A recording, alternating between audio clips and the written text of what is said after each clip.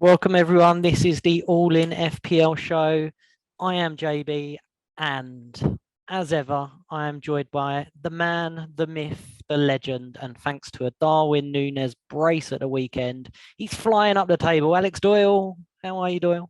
I'm good, John. I thought you said you didn't have an intro. That was pretty good, considering. Just, spur of the moment. That's what I try and do, But yeah, it was a good weekend for you with Núñez, wasn't it? We'll get to that shortly. Great weekend. And as ever, we are joined by the money man, the richest man in the land, the one, the only, Joshua Wooldridge. Cha-ching. Here comes the money. How are you, Josh? You're on mute, Josh. Just the way we like him. Here he comes. What a great start that was. Jesus Christ. I'm good, JB. Are you all right? Are you still hungover from the weekend? Is that why you're not quite in sync at the moment?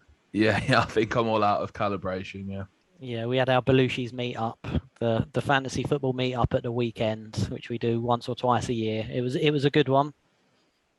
I'm so old. I feel like now, like this today, I actually thought, I was like, I don't feel right today still.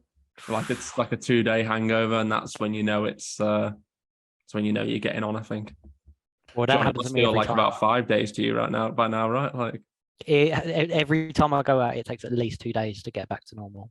Yeah. You weren't the oldest one there, though, JB. I know, we done a little scan at one point, didn't we? We had a couple of people who come and quickly worked it out. I think there was 2 older people than me, so I was very pleased with that. Me and Doyle are still somehow like at the bottom end of our group, aren't we? We're still 2 of the youngest, so yeah, the childish ones. Yeah. Until we get some new recruits, we'll stay like that forever as the young stallions. So we're all right, I think. Yeah, we do have quite a lot of older people in the group, but they're past their time now, so they can't always turn up, can they? They've got other commitments, or just old age is kicking in. So I'm still going strong now. Yeah, one particular one from Ireland couldn't make it, I don't think, but yeah. So they can't help it. They've got like grandkids to look after and stuff. So yeah. Yeah, you can't take Zimmer frames on planes and stuff. Like the logistics of it just ain't right. So never mind. So anyway, what we got lined up today then, Doyle? It's just going to be a short and sweet one to say goodbye before the break for the World Cup and game week review. Is it? Yeah, we'll quickly touch on the game week. Very important. We'll spend a lot of time on that this week before touching on a first half review, lessons learned, and all that sort of fun stuff before we get out of here. So let's kick off then with the team. So we'll start at the bottom, which I believe is it Josh or JB this week? Absolutely not me. Don't you dare! Don't you dare! Josh has managed to fluke on his bench points somehow at last. So JB goes bottom. It was me, yes. I actually thought I'd done quite well on Saturday. I was surprised, woke up on Sunday morning, a little bit of the hangover, logging in, thinking, I'm sure I've done pretty well. A few players returned, and I couldn't remember many players hauling who I didn't have. So I thought I'd done okay, but no, I've done pretty rubbish, actually. So we had the Newcastle clean sheet, which was always going to happen. I predicted it all week last week, and my 2 colleagues left Trippier on the bench against what I said it was a crazy decision. Obviously, Trippier was in the bonus as well, so that was very good for me. So I was happy with the double clean, which meant more because obviously some silly people benched Trippier. So really good there. Man City obviously didn't have the best of days. So you had a blank from Haaland, KDB blanked, Cancelo blanked, most of the players blanked, who was well owned. But I did have Foden, who was really helped my team, scored an absolutely cracking goal. So yeah, I was very pleased with that. Again, I thought that was really good because a lot of people had sold him. So I thought I was a little bit ahead of everyone there. Tottenham, I had Dyer in defence. I was quite pleased he started to begin with, but it was an absolute goal fest with Tottenham and Leeds, 4-2 to Tottenham. So there was minimal returns from Eric Dyer. He's been pretty rubbish for me, so I don't think he'll survive the cut over the World Cup. In midfield, I had Salah blanked in a 3-1 victory for Liverpool. Núñez was the main man there. We'll get onto him when we get to Doyle's team. Arsenal done very well. Won again, clean sheets all round. Probably the clean sheets hurt me because a lot of people got Arsenal defenders. I did have Martinelli with a little return. But again, Jesus blanked in and Saka. So again, I thought I'd done okay there with a return Martinelli. Up front, I don't really know how you did so badly. Sorry, go on. Finish off. well, this is it. This is what I'm thinking. But I had Solanke as well up front, who returned in the Bournemouth game. So another return for me. And for his price, I'm happy with just an assist. I don't expect too much from him. He was playing the worst team in the league, Everton, but you can't have it all. And I had Wilson, who managed to shake off an illness, but still started on the bench, so he come in for 1 point. And the less said about the bench, the better. I did have Ward on there for his usual double-digit haul. But I did start Pope, who got clean, so I can't complain too much. But, you know, I would rather have had Ward. But all in all, I didn't lose massive amount of ground, but I probably fell behind by like 5 or so points to most people. So, yeah, who's next? Oh, I'll go next for absolute certain. So I'll tell you where you're going wrong, JB. So when you count someone as having a return, I count those same players as having a blank. So Solanke 5 points. That's not enough. You need double digits players, which is where a nice segue onto mine. So Danny Ward 11 points. There you go. That's outscored your team straight away. Then we got 3 crap blanks at the back. Tarkowski, Gay, Cancelo. Yes, I should have played Trippier. Yes, fine. You win that one. You can have that one, JB. All right. And then the midfield, we got similar blanks to you. So Saka, blank. You already talked about that. Rashford, blank. He's been terrible since I've had him, and since a lot of us have had him, I think, actually. He's been absolutely terrible. Zaha, 0. Could have been a haul, that one, I think. And then look who we've got here. Christian Eriksen, 13-pointer. What an absolute gem of a transfer that was, as like a hit on the last game, like the puntiest of all punts, literally one of the most exciting players in the league I brought in, and there he is with his double attack in return. Max bonus points, 13 points. And it's the least I expected of him when I hit him in. So like this is just exactly what I thought Christian Eriksen was going to do for me. And Doyle was saying, "Oh, you should have got Rodrigo in. Look how stupid you are not getting Rodrigo." No, I wanted extra. I wanted Eriksen. I wanted Eriksen instead. So yeah, that's probably one of the luckiest transfers I've ever done. I think literally, because the main reason I got in Eriksen, I should say, is because me and Doyle agreed we were both getting Richarlison for Belushi's day. He's our favourite player in the world.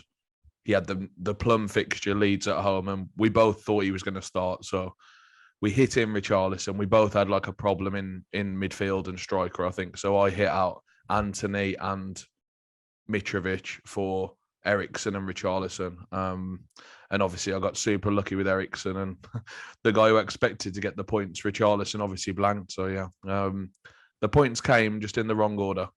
Harry Kane, 11 points. He's been an absolute gem this first half of the season. He's sort of been at the point where, like, if you didn't have him from the start, you never got to him, really. Because I think Tony, Mitrovic, Callum Wilson for the last few weeks have been just ticking over nicely, where you wouldn't ever see them as a problem to sell for Kane. And obviously the money's a massive factor as well. Like, he's weighing more. He's just really hard to get to. But I've had him since game week 1, and I've been lucky in that way because he's just been constantly ticking in points. Haaland captain blank. I don't beat myself up about that one. I think we were all in a similar position, except for Alex Doyle. Yeah, I'd beat yourself up about that. I think captaining Haaland last week was one of the biggest mistakes in FPL history. No. So I got 58 points on the week, which was a pretty good one. Gave me a rank of 1.1 million, which is nice. Decided that Haaland's a fraud after constantly talking him up all season. Didn't get him because of some weird knockout cup implications, essentially. So decided to cap Darwin instead, who finally repaid my faith with a brace, which was nice, a nice 26-pointer, which made up for the rest of my team, which is a steaming pile of crap. So you look beyond that, chose the wrong keeper again. That's 8 out of 9 weeks or something like that. I've done it now. It's pretty impressive. Particularly given Zaha had a penalty, he was also in my team. And so I had the penalty save or the goal, and he managed to hit it wide to get neither, which was very impressive. Great points dodging by me there. At the back, Saliba got me the 6. He's been fantastic for me. I love that man. Akanji got the assist. Love that. Cancelo blanked. Didn't mind too much. Most people had him. Could have played Trippier, but it would have only been a 1 or 2 point loss in the end, depending if I played him over Saliba or Akanji. So not too bothered about that, particularly given he got 2 random bonus points for no reason. Rashford, yeah, like Josh said, is crap. Martinelli has been great. Zaha, crap. De Bruyne, crap. Richarlison, crap. And Jesus, who's been a bit of a disaster for me, to be honest with you, recently. He started off the season so well, and it's now, 1, 2, 4 blanks in the last 5, I think it is, which is pretty appalling for a guy who costs 9 million or whatever it is, 8 million even. So yeah, he's been a problem. But yeah, Darwin was the saving grace on the week for sure, who gave me the big score. This is the difference. So Darwin's propped you up essentially this week, and I said to you, Doyle, I had Kane, Ericsson, and Ward, who combined for 35 of my 43 points, I think, or something like that. Yeah. Like, it was them double digits figures that was like the difference between the better scores and the slightly worse scores. Like, and JB had some returns, and obviously Foden was close, which was a really good one for you. But everything else is just like the stuff that a lot of people have got. You know what I mean? Like Trippier and Martinelli are in like most teams, I think, right now. So yeah, yeah, a frustrating one, but I suppose at least you both bench Ward, so I'm happy with that. Another win for the cheapest goalie on the game. Another win for Danny. It's just amazing, isn't it? Like the variance on him has just been insane. Like you look at it over the season. Yeah, he's 1-1-1-1, 2-2-0, then 8-1-6-9, 8-3-6. It's just like 11. Yeah, he's the 5th highest scoring goalkeeper on the game now. How crazy is that? That is mental. He was almost in minus points at one point. Yeah, Henderson 2nd, by the way. Still, Henderson 2nd, Ward's 5th. I think Raya's above them, so Raya's 4th. He's above Ward, I should say. But yeah. Imagine if I could if I'd have gotten the goalkeeper rotation right every week, how many points I'd be on. I'll work it out for you later and post it on Twitter. I promise. I'll do that exercise. Don't worry about that. All right. Oh, it's a fun game week. It's a fun game week. Quick look at the table then, going into the halfway point. It's the first time he's got a table up all season. The moment he has a good week. Yeah. Didn't even have to prompt him that time. Look. No, I'm clawing my way back there on 881 points. JB on 909 and Josh on 914. So pretty tight at the top, just 5 points in it. I'm glad it's finally got my bench points on there, by the way. I was worried they were going in the bin, to be honest. I was worried. I was praying for you. I was worried we all had Ward on the bench. Oh, that would have been the best thing ever if they'd just said, "Oh, sorry, we can't find a solution. It's over." Yeah, this would have been our last episode if that was the case. I can assure you of that. You two would have had to go on without me for the rest of the season. I would have happily done that. I would not have been putting up with this shit on a free-to-play game if they can't even sub on my points for me when my first goalie doesn't play. Like, absolutely outrageous. But yeah, they fixed it. I won a couple of my head-to-head matches, which I was going to lose. So absolutely thrilled. Danny Ward, what a goat. What a week. What a week.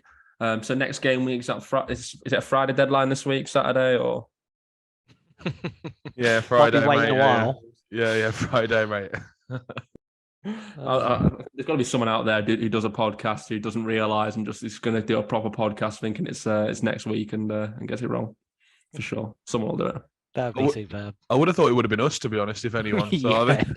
There's still time. We could have a look at next game week, can't we? I've already set my bus team, JB, for the next week. It's ready to go for Boxing Day. So I will not be making any changes to the perfection I've already put together. So. Ward's still on the bench, yeah? Yeah, he is still on the bench, actually, yeah. Yeah, that's all you need. As long as you've got Everson in the actual first team, you're good to go. By the way, I can't believe Danny Ward doesn't start for Wales. That is outrageous. Fucking Wayne Hennessy keeps him out of the team. What an absolute joke. Like, there's got to be someone having a word, surely, before the actual World Cup kicks off. Like, we can't be pissing around with this anymore. Ward is in the World Cup squad, though, isn't he? Yeah, but Hennessy's played every game for Wales for the last 2 years. Yeah, you never know. You never know. The way he's been playing, might think confidence is up. Yeah, I mean, I'd play him if I was the manager, but yeah. You'd hope so, wouldn't you? Need to do some proper research on the World Cup this week for a couple of fancy games. I think that's going to take up most of my time. Not your job or anything like that. You're like, I tried to do some World Cup. today and I was so busy at work, I didn't get a chance. And now I'm panicking a little bit because I'm going to have to start doing it in the evenings and the missus is going to get cross with me because there's so much that goes into the World Cup. I ain't even looked at hardly any teams yet. So Yeah, we'll see. I might get divorced by the time we do our next pod when it comes back around. I'm more worried about getting fired because, like, you look at the games are on from like 10 a.m., aren't they? Like every day. Like, how many Yeah, I know. working? I can't not watch it. Yeah, Not but really. it is good though, really, because now most people can work from home a lot. Well, especially me. I know it's going to be on in the background while I am working. So Not good for productivity across the country, but it's definitely gonna nosedive after next month. But I've got lots of holiday to use, so I might have a few like football days and just chill out watching the footy. Yeah, me and Doyle saw it's literally 10, 1, 4, 7 every day. Literally, it's just mental. I don't know how anyone gets any work done when that's happening. Like, it's crazy. Yeah, I can't wait though. It's gonna be brilliant. Cool. Should we get back onto FPL rather than getting distracted? But we're not on a World Cup podcast yet. So we're going to quickly touch on a couple of lessons we've all learnt so far this season, or learnings we can take into the second half, and to try and give you an edge on the season ahead. So let's kick off. JB, have you got one to start us off with? I have indeed. I did my research and thought about 2 lessons. I had a long, hard think about this season that's just gone. Thought about errors that I've made, perhaps things that I say to myself and don't always stick to. And I want to try and remind myself of that when we do the wild card and going into the second part of the season, just so that I don't make any snap decisions. So number 1 was stick with your players and give them time. So that's my number 1 lesson, because I think I'm pretty disciplined anyway, but it's so easy to get annoyed at this game because you invest so much emotion into it that when things don't go right, you start looking for reasons why things haven't gone as well, what you can change. You always want to change your team if you've had a bad week, but more often than not, if you stick by the players you've got, remember why you got them in the first place, they will return. So examples of that is someone like Bailey, who I'm sure someone on this pod's got in, out, shake it all about a few times. And you also get it wrong because you've got to remember Bailey, he's a £5 million player, or 4.9, whatever he is now. You can't really expect that sort of player to return an assist or goal every week. He's only going to score once every 2-3 games, if that. And for a £5 million player, that's brilliant. If he's going to do that, that's exceeding expectations. So we've gone from lessons to Finley Vale jabs at Doyle. Is that the purpose of this exercise? Well, that was part of the reason I chose this as a lesson learned, obviously. I thought it was implied. Yeah, I was going to say. Have we got like a list of these kind of players, JB? Because a few come to my mind that like are players that you need to just hold for the whole season rather than just chopping and changing. Like Bailey's a really good one. Zaha's the one for me. Like every time. He's number 2 on my list underneath Bailey. Is going to be my other example from my team. Yeah, so I agree. Yeah, and then the other one for me is Trossard. Trossard he is the biggest troll in the whole of the league. I don't think I've ever got a return from him. He does it against the big teams, doesn't he? He does scored a hat-trick against Liverpool, scored against Chelsea, all the big shots. Him and Zaha, you got to hold them, man. Just hold them or never own them, and both ways are absolutely fine. Just nothing in between, for God's sake. Yeah, and like I said, I think the massive thing is not to expect too much from certain players. Like, you remember even Zaha, he started the season at 7 million, I think. And a £7 million player, he ain't going to be scoring every single game. But if he if he returns the way Zaha has returned, you'd have been happy with him if you held him the whole season. You got to remember that's why you got him in the first place. So yeah, don't expect too much. Players like Pereira even kept ticking over. There's no need to change them sort of players if they're doing well. And a lot of the time, people do have their knee-jerk reactions to things like that and want them in, want them out. It's quite interesting because I was thinking about this earlier, and the Bailey example came to my mind immediately. Obviously, someone who I wish I'd held. But then on the other side, it's a different category of player because it's the other price bracket. But I think of Son and Jesus, who I've been pretty loyal to. I mean, I did Hokey Son, but I've had him for probably. You held him for quite a while. You held the faith. To the 16 or something like that. It's just blank. And Jesus the same. Been too loyal to him. Held him too long. I guess that's a price bracket thing. Maybe the lesson is, the lower price guys you can be a bit more patient with, the upper price guys be a bit more aggressive with. I don't know if that's necessarily true, to be honest. Yeah, I don't think that's really the case. I think it's always a little bit of both, maybe. I don't know. Yeah, I it's think very random. the bigger price players as well, if they're not delivering, that can be more of an issue. So maybe you do need to move a bit quicker, especially with a premium player with a great fixture who, you could potentially captain, or the damage could be a lot worse. I think we saw that with Son as well, didn't we? So holding on to him for so long when he's out of form, and then he gave you that glimmer of hope and he took it away again. I think part of the problem as well is that this year with Haaland being sort of auto cap most weeks, you're not really making those moves for captaincy, if you see what I mean. So like Son, it's harder to justify taking Son out when the guy you're bringing in, you're not going to be captaining, which means it's easier to hold him because obviously you're not getting the double, you're not doing it for the double points sort of element. Yeah, I have never, ever, ever held my two premium players from week 1 to week 16. And Kane and Haaland have not left my team since game week 1. And it's because of the captaincy thing. Like, I just decided at the start they covered sort of the first 4 weeks, I think. And I was like happy with them up till then. And then I was going to make a move after that if I had to. But then Haaland became auto cap. And it's just like, okay, you focus your transfers on your ship players instead, rather than like the two guys who are scoring a goal every week. You know what I mean? So, yeah. The Haaland factor is absolutely huge. Who's next then for lessons learned? Josh, want to go? Words of wisdom. Yeah, my two are very like I'd say one's got a bit more of like a theory to it. One is just like very player specific. So the first one is and this won't come as any surprise to either of you.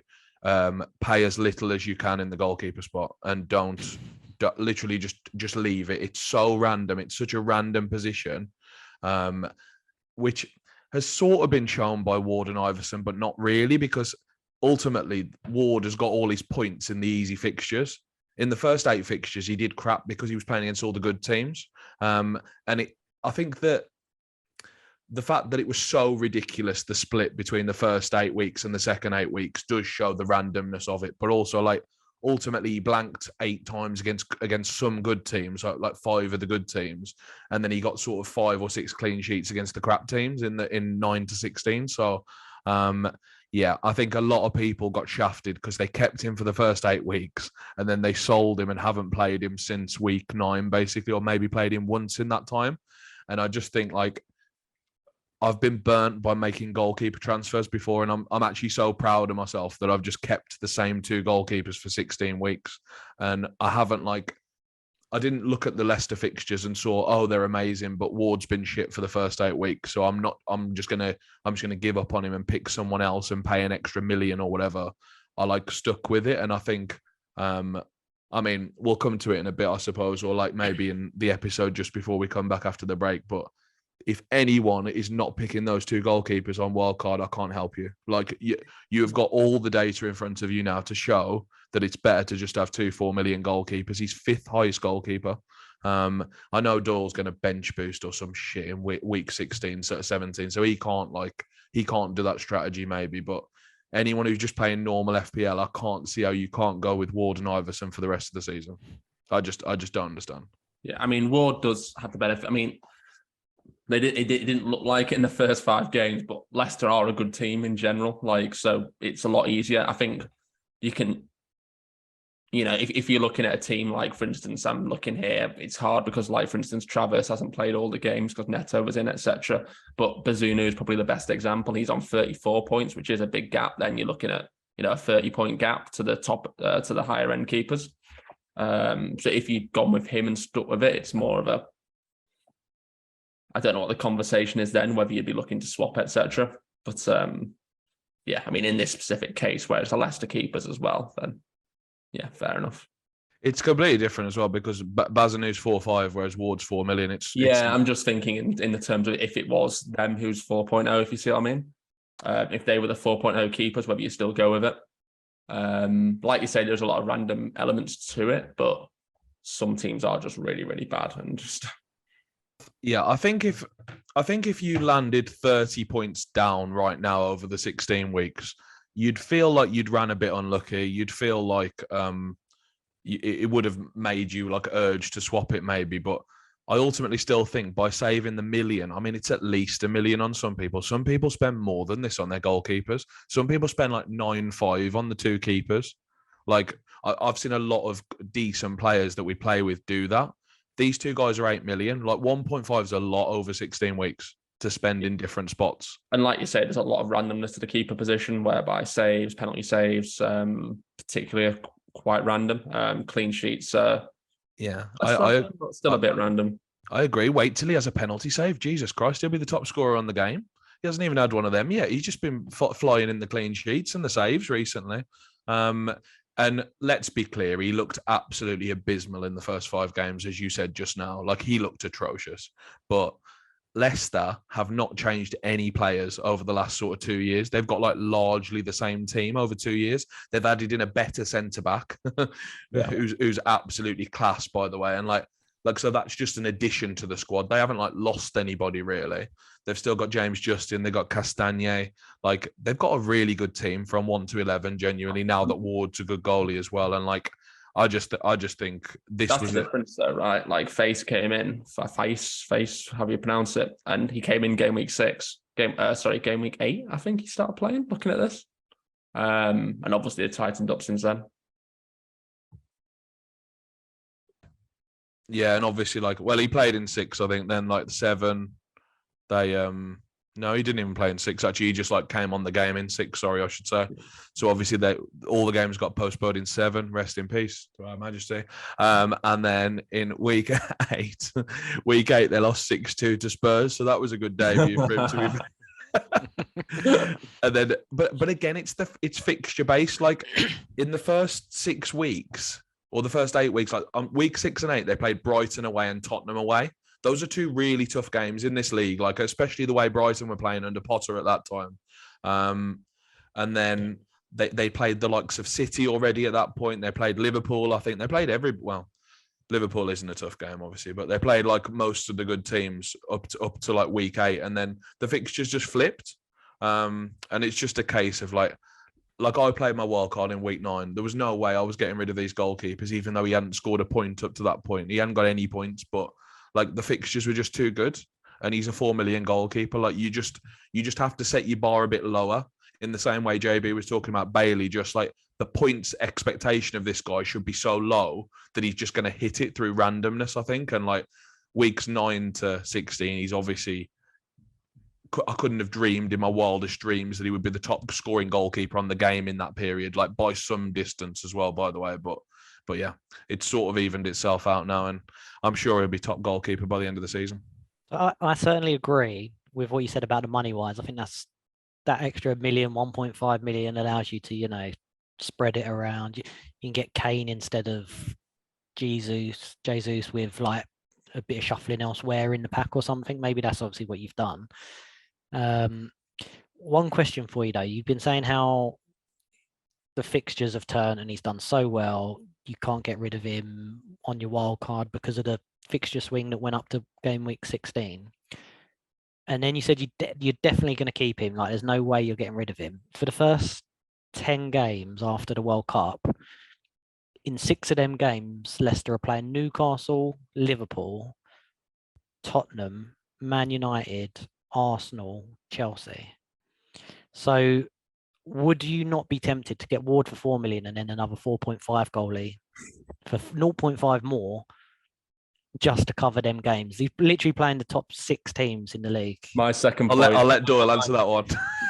My point to move on to tie that all in is, my point is, do not ever have 2 playing keepers in your team, because you'll get it wrong every bloody week, because it's so hard to predict when they're going to haul. And these keepers have more potential to haul in the harder fixtures where they're making more saves.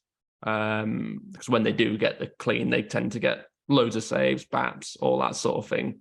So, based on the first 16 games, it looks like he's absolutely cleaned up against the smaller clubs. And then when he played the harder games, that was when he was dreadful, and they was losing 4-5 0.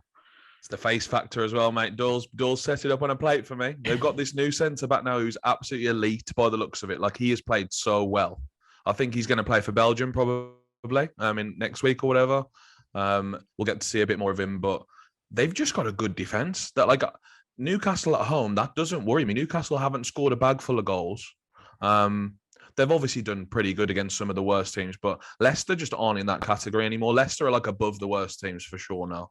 I think Leicester at home to Newcastle on Boxing Day, when Newcastle had quite a few players go to the World Cup, I think Leicester got a good chance in that game. I wouldn't be surprised if Leicester drew 0-0 or won 1-0 in that game or something. I wouldn't be surprised at all. It's only Chelsea that Newcastle can paste me. But yeah, that was Coming in, Doyle. Shall we see your one? Well, that was my first point anyway, was not having two playing keepers at a time, because it's just too difficult to predict when they're going to score points, essentially. And it makes you want to tear your own eyes out when you get it wrong every week. It's. I think you've obviously been extremely unlucky, I would say, with the spot, right? It's like I don't think it can get any more unlucky the way you've set it, obviously, but also it must be so demoralizing to just see the big points on the bench every single week without fail. Yeah, it's normally when I don't play Danny Ward, but even then sometimes Henderson comes in, so it's I will. Well, the problem is I want to bench boost the week out of the World Cup potentially, so if I do that, then I'm screwed. But otherwise, I will not be ever doing that again. This is what I was going to say. I'll actually pick a 4.0 non-playing keeper. If I didn't want Ward for whatever reason, I'll pick a 4.0 non-playing keeper just to avoid this spot. If you weren't bench boosting though, would you go with the two Leicester goalkeepers and not even consider anything else? Yeah, 100%. Yeah, it's too obvious. Correct. Tick. Right. JB, we spent way too long talking about Ward. Shall I move on to the next one, please? Yeah, mate. Give us a good one. Give us a good one. Okay, very similar to my first one about sticking with budget players, and the other one, because it's a lesson learned and it's a little bit relevant to me, is to try to stick with premium defenders if you have them in your team, because so often, more than not, I know we've covered it a few times, but players like Cancelo, Reece James, Trent, Robertson, especially this season as well, there's not been as many clean sheets on offer, but you get them in for a certain reason and you pay, they're only 6.5 or whatever it might be, 7 million. It's not, they're cheaper than the majority of midfielders, but they have their big spike games where they, especially Cancelo, and I didn't have him and the rest of the world had him, and I was at the wedding, ruined my day, that he scores, gets the clean sheets, gets an assist, gets max bonus, and he ends up with 16, 17 points for the day. And it happens so often. Reece James always is a classic example. He'll get 2-2-2-2, and then he'll get his 21 points. And I think if you've got them, I don't know whether another debate would be whether this season is the season not to get these sort of players because of the fluctuation in the clean sheets. But if you do have them, don't get disheartened because they can come back to burn you. Even Robertson this week's got 2 assists. These sort of players, they can do it, and that's what you paid a little bit extra for. Whether you want to have them this season, the big defenders, is a different debate. But I wouldn't be knee-jerking to get them out if you do have them. I agree. One spike week means you should hold them all season just to hope you get that one. That's one spike week again for Cancelo. Well, when all the stats are against it and it's the variance comes in. Because again, this is say that? Like, it's ridiculous. Look at the top scoring points defenders. This is exactly my point. If you, I agree, the season's had a bit of an outlier season with the clean sheets, but if you look at last season, you look at the top scoring defenders. This is why everyone wanted big at the back, because they just have so many points at the end of the season. You think a £7 million player in. They're not going. Look at this though. After Cancelo, guess who the highest point scoring defender is over 6 million? Over 6 million. Actually, over 5.5 million. Trippier? No, he's the top. He's above him.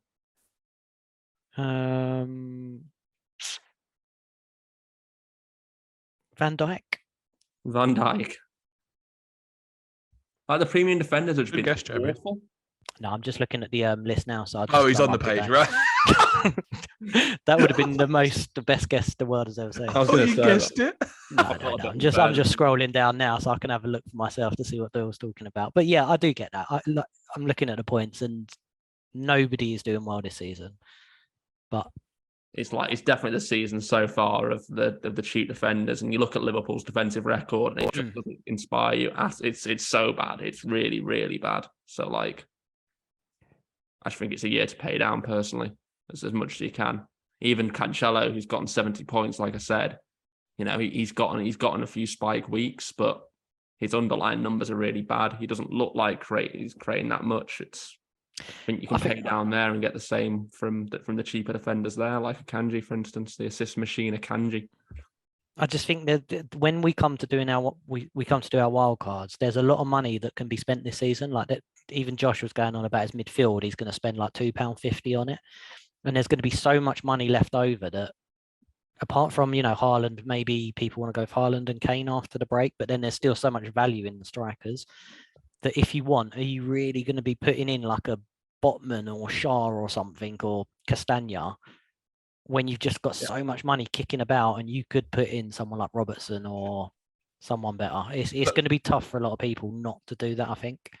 And I might be tempted, and just purely because it's going to be maybe a differential, like Doyle was saying, they're not high in the points, but I could see that Liverpool going on a run or getting attacking returns. But that's not based on any. That's just based on historical form. I'm basing it on the last 2-3 years data rather than the last 4 months. Is it 3 months? Yeah.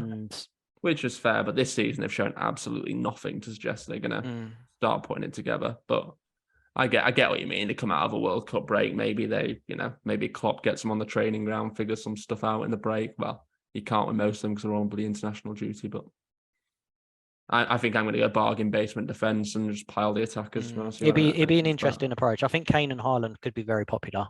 I really want to do that myself. I'm going Kane, Haaland, Darwin for sure, 100%. Yeah, that's the front line. Yeah, which and I want I mean, I've put my draft together, JB, for after the break. I know a lot can change, but Trippier is my most expensive defender by miles, and I'm going to just double 2 defenses and just rotate it each week and just hope I hit the cleans week.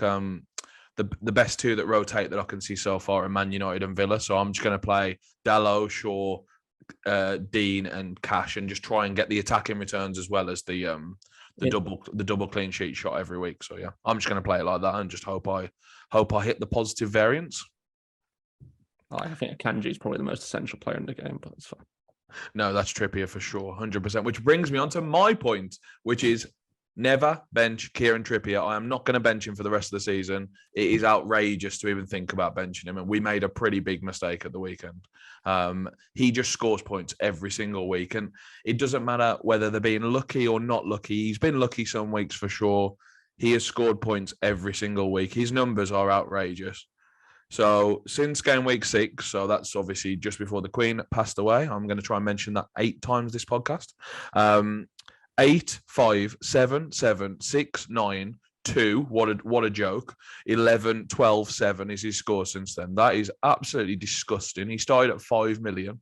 Almost as good as Ward. Yeah, him and Ward are neck and neck for Player of the Year. I think an Almiron as well, who I won't be including because he's going to blank for the rest of the season. I've checked. He's just going to fall down completely. But Trippier's not. Trippier's going to continue this and more for the rest of the season. So I'm not going to bench this guy. I'm having him as my one perma starting guy, and then I'm just going to rotate my other 4 defenders, I think, because I'm just happy to play this guy in like any fixture. And by the way, their fixtures are pretty good for like the first 7 as well. They've got Leicester, Leeds, Arsenal pretty bad, Fulham, Palace, West Ham, Bournemouth for the first 7. So yeah, it's just not even worth a discussion to not include him, I think. I think if I didn't have so much money tied up in him, I think I'd sell him. I do. I genuinely do. Why? You've just been talking about like the last 3 month sample size since like August when we started the league and about how important it is. And I mean, no, I didn't say it. No, I didn't say important. I said it's important in Liverpool's case because Liverpool is shit now. But what is your eyeballs or stats? Everything told you to get rid of Trippier. Well, I got him at 5 million or whatever. So for my selling price is 5.5, but his actual price is 5.9. Like he's a 6 million defender on a team that's performed really well. They've performed really well. Will they keep up over the season? We don't know. And that is contradictory to my point earlier. You're not wrong. Whereas they've looked really good all season. Trippier's stats are decent going forward. they're not out of this world, but they are good. But they're to the value of a 6 million defender. Like, he's his price tag, which is fine. But he's 70% owned, and he's going to be higher than that come out of the World Cup. And that's going to be my next point as well, is taking on the template this year moving forward is going to be more and more important than ever, because everyone's so tuned in this year. It's at a level I've never seen before. Everyone's teams are very, very similar. And ultimately in those spots, I think it's really good to go against it, to be honest with you, because the expected points on these guys is so similar across various players. And yeah, Trippier's great value if you got him at 5 million, and it still is great value, which is probably why I will keep him. But if he was coming in at actual 6 million to buy, I think I'd go somewhere else. I'd go to, how much is Reece James, for instance, now? 5.8. Exactly. You can get Reece James for cheaper than Trippier. Like, I just think that there's a couple of players this year I think you just have to roll with and just make up the differentials in the rest of your team. Like, Trippier's almost like two players. There's 3 players, sorry, Danny Ward, Haaland, and Trippier are the 3 players. I just don't see it. I mean, yeah, I just think he could hurt you more. Can they keep up over the season? I don't think so. I don't see them keeping up over the season. Trippier is better going forward than Reece James, and he's also in a better team. He's in a better team. He's not better than Reece James going forward. I'm not having that one bit. No chance. He is. He's on all set pieces. Yeah, he can send in a good set piece. Okay, I'll give you that. He'll get more attacking returns than Reece James this season. Well, he will, because Reece James has been injured. But if they were both fit for the rest of the season, I would 100% back Reece James to get more attacking points than Trippier. Is Trippier better or worse at football than Reece James? Way worse. Why does Trippier get in the England team over Reece James then? And that's been the case for 5 years. Oh yeah, because Gareth Southgate's the almighty manager that knows everything. He knew about Trent, to be fair. I think a fully fit Reece James, he's one of our best players. Yeah, but he from now on, I think he'll prove the next 5 years or so that he's be one of the first names on the team sheet.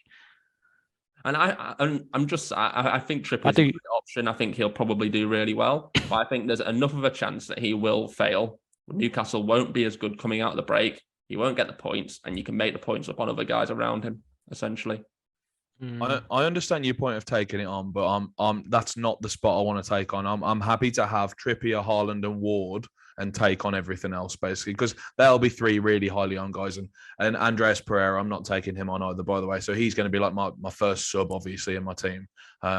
Everything else I'm willing to take on, I think like I'm willing to take on the Liverpool midfielder who costs the most on the game still somehow. Like that, I think that's fine to take on, because everyone will pick him because he's not gone to the World Cup. He's going to be fresh, right? Like, if people want to take that on, I think that's absolutely fine. But I'm not taking on Haaland, that's for sure.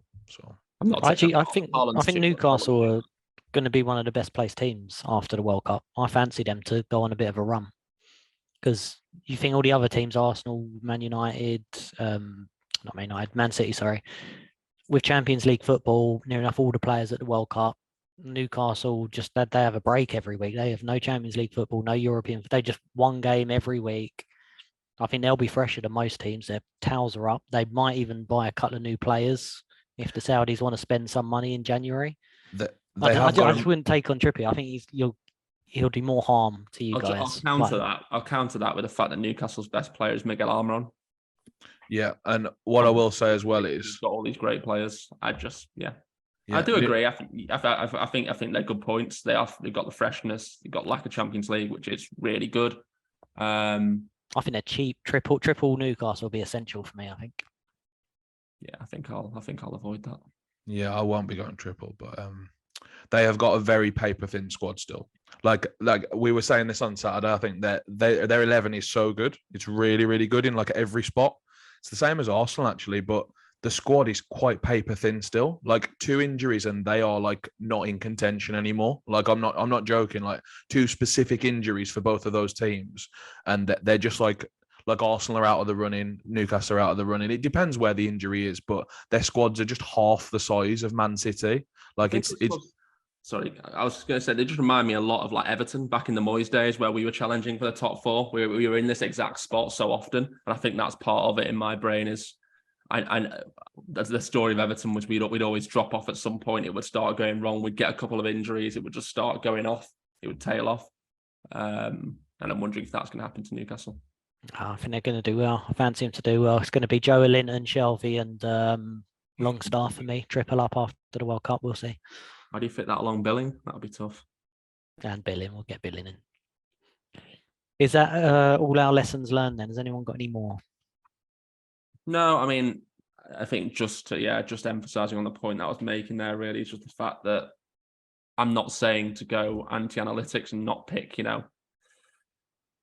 players that are projected to score well, which is what tends to form the template. But within those analytics, within the point player projections, there's often a lot of players around that are very similar, that have got very similar projections, and it's finding ways to sort of leverage yourself off people, off the players that will be the highest owned, because that's how you're going to finish top of your leagues in the end.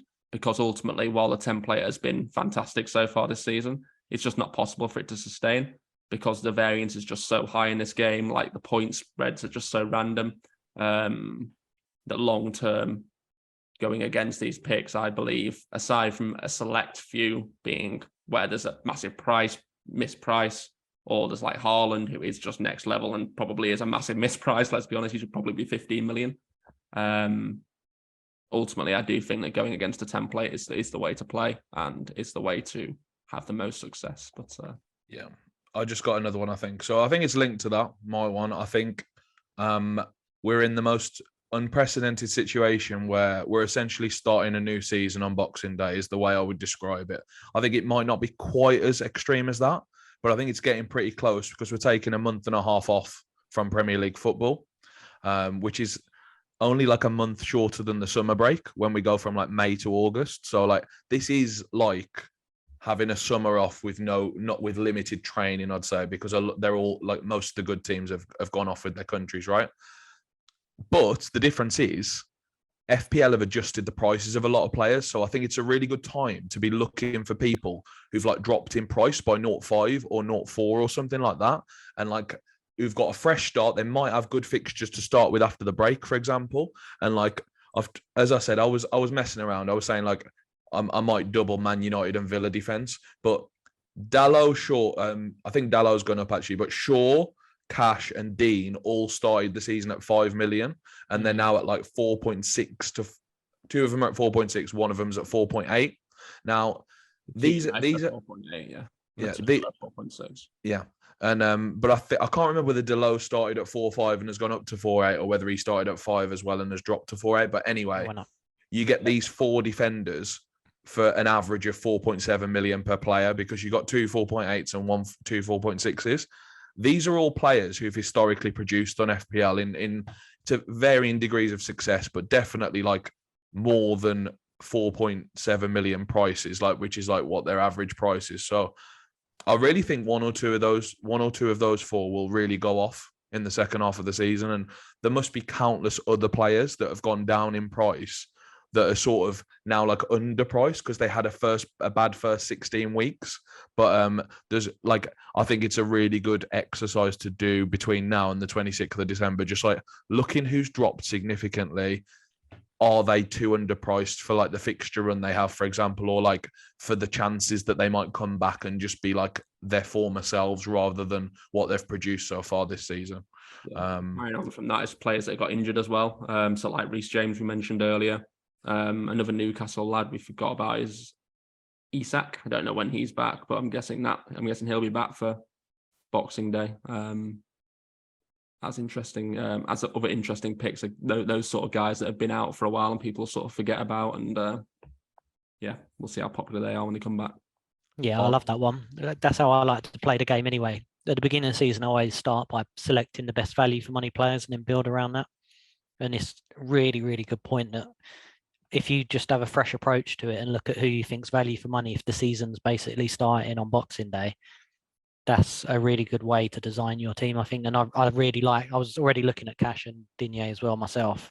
Whether I'd have them or not, I'm not too sure, but you're almost convincing me more and more. I want to do another draft now with them in it, because I think they're really good, but they were just in such a bad spot where Villa wasn't playing well.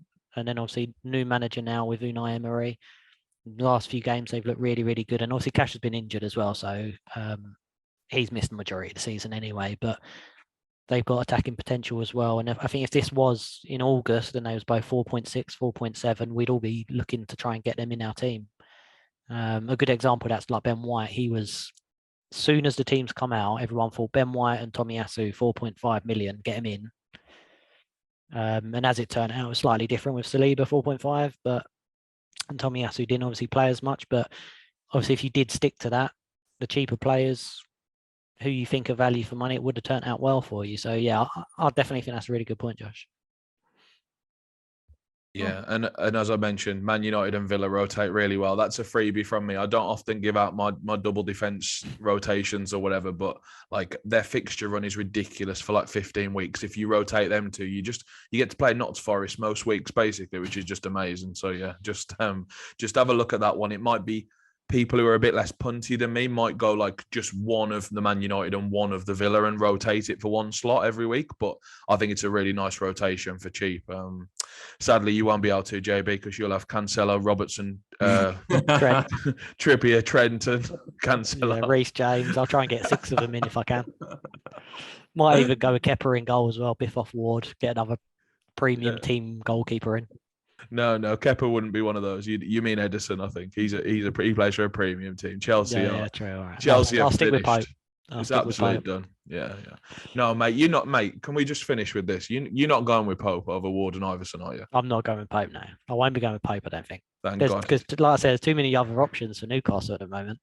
I can't wait to see that draft of yours with the 2 Leicester keepers in. That's going to be the moment of my winter. That is, as we call it, like Boxing Day. You're going to have Danny in with these big gloves against Newcastle. It's going to be absolutely amazing. I can't wait. I'll have to see. I would be probably interested in Henderson, but as another little tip, Man United play Forest, like you just said, first game back, and Henderson can't play in that because he's on loan from Man United. He'll probably get red flagged on the game anyway. So if you want to see, I said that to Doyle. He didn't trust me. He didn't believe me. He said, "No, they'll have put that flag on FPL. They'll have been well on that." Literally, have they not put it on? No, they've gone home for the summer. They didn't even put my bench points on. They ain't bothered about the flags for next week. They gave up on Saturday, didn't they? Off on the winter holidays, Jesus. God. And also, what's annoying though is the fact that like you can't tinker properly because you've got your price. Your lads like they've got the price value tied into them. So don't transfer anyone out that you might want back. Yeah, I had a look at mine. There's like 4 spots I think I can transfer if I want, but I can't remove everyone else. So it's just it's just a case of waiting and see until the World Cup's done, see who's injured, see who plays well, and have a look at the fixtures and wait for a while to do it. I'm going to have Raheem Sterling when we come back. Guaranteed. God. It's actually getting me quite excited because it's going to be a complete refresh for the new campaign. But hopefully, it's not too templatey and people can differentiate a little bit. But we'll have to see. We'll come back with Sterling, Son, and by Bailey, I'm sure. Yeah, we'll do our best to make it a template buster, won't we, with our picks? Yeah, like I think you just gotta. It's calculated, isn't it? As Doyle said, you gotta take it on in the spots where you think that player might not do as well as people think he will. Like, there's just so many spots to take on, and sometimes you can take it on with a combination as well. Like, I'm toying with having Salah, Haaland, Kane, and Darwin all in the same team because I just don't think people can get to that. Like, unless they make the sacrifices I'm willing to make in other spots. Like, cheap midfield, cheap defense. Yeah, exactly. Cheap goalies. Yeah, cheap goalies, cheap defense, cheap midfield. That really is the alternative, I think. And I don't think there's anything wrong with that at all because we've covered midfielders a couple of weeks ago, covered defenders today. We all know Danny Ward and Everson are great picks, despite the fixtures. You could easily do it, I think, can't you? Yeah, I think the one spot to pump the money in is up front at the moment, as we've sort of all hinted that we might be doing that. So, do we not want Mitro still, though? He's something unbelievable. He's pretty good. Their fixtures are pretty good as well. I've looked at their fixtures. Brentford's aren't so good, so I'm not tempted by Tony. He's got like, I think the first 6 are pretty bad, so I'm just going to fade him till maybe after that point. Mitro's fixtures are very, very good. They're really good. Yeah, all the way until March. So the reason why I know Fulham's fixtures is because at the moment I'm tempted to perma start Pereira because I think he's so good and the fixtures are marrying up with the being good as well. Yeah, He I'm can't tempted. go anywhere, can he? Yeah, he's got to be people's 8th mid, but I'm tempted to make him 8th attacker, not 8th mid. But I'm tempted to make him my 7th attacker and just start him every week, I think. If that allows you to play the big boys you've just said, I don't think there's anything wrong with that because you're going to get extra points from the premiums. Yeah, so far I've got Zaha, Salah, Rashford, Haaland, Kane, and Darwin, plus Andreas, plus Trippier, and then the rest just fodder. But yeah, it's going to be interesting. Obviously, the one that's hard for me to stomach is Salah in the middle. I'm just probably going to make that into 3 players probably, and it'll probably just make it all look better. So yeah, I think that might be what I end up doing. But get De Bruyne instead, obviously. Yeah, I don't like De Bruyne. I've never liked playing De Bruyne. I mean, we watched him on Saturday. Obviously, absolute garbage. Wasn't positively involved in the game whatsoever. Just and he does that a lot because he's not a super attacking player. He's just a real quality player. So he's very expensive. Yeah, and he's for his price, he's often not involved. Like yesterday. Now, Doyle, I know what you're going to say. So is Mo Salah. Exactly the same. He's exactly the same as that description. But Mo can go and get a hat trick. Next game, get 2 goals. Next game, get a goal. De Bruyne, he won't do that with it. He'll get 2 assists. He might get another 2 assists, and that's his haul. And then he'll get 4 against Wolves. Yeah. Yeah. God, what a day that was. Yeah, you two feasted that day. Doyle, did you have triple captain, Doyle, on that? On KDB against Wolves? I had captain. I don't know. You definitely had captain. Anyway, you had captain, that's for sure. Won me a lot of mini leagues. Yeah, and the thing is, Salah and Somerville, for example, that can easily become Kulusevski and Saka, for example, or something like that. And at which point you have to think that's probably Kulusevski and Saka's probably better, you know what I mean, in every way. So yeah, gonna be an interesting one.